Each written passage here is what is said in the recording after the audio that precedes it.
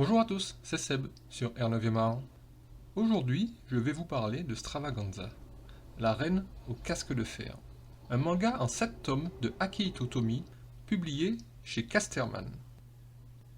Dans cette histoire, nous suivons Viviane, souveraine du royaume d'Auroria, dont seuls quelques élus connaissent le visage, car lors de toutes ses apparitions publiques, ce dernier est dissimulé derrière un casque, ce qui lui vaut son surnom de reine au casque de fer.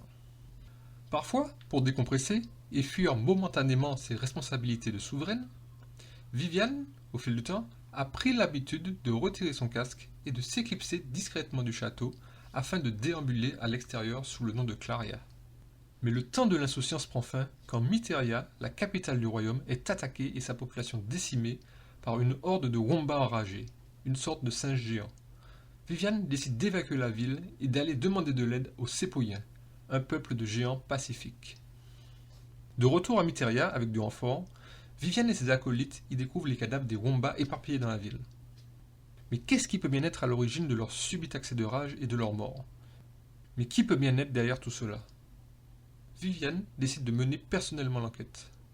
Sous l'identité de Claria, elle quitte donc la cité de Myteria. Après moult aventures, elle découvre la véritable menace qui pèse sur tout le continent. Afin de contrer cette dernière, elle convoque les souverains des différents peuples pour former une alliance entre humains, sépoyens, albes, gnomes, loups-garous, etc. Mais une alliance arrivera-t-elle à émerger malgré les vives tensions entre ces races que tout oppose? Mais de toute manière, l'affrontement est inévitable, et Viviane se retrouve donc contrainte à participer à une guerre qu'elle ne souhaite pas. Malgré toutes les pertes et le chagrin engendrés par la guerre, le rêve de Viviane de voir enfin toutes les races coopérer se réalisera-t-il enfin? À travers les aventures de Viviane, l'auteur nous fait voyager dans un univers d'heroic fantasy rempli de personnages issus de peuples divers et variés, tous avec un caractère bien à eux. Dans ce récit, l'auteur aborde des thèmes comme l'amitié et l'acceptation de l'autre et de ses différences, tout en alternant entre des moments sérieux et tristes, comme les scènes de combat, et des moments plus comiques, voire grivois, de scènes du quotidien.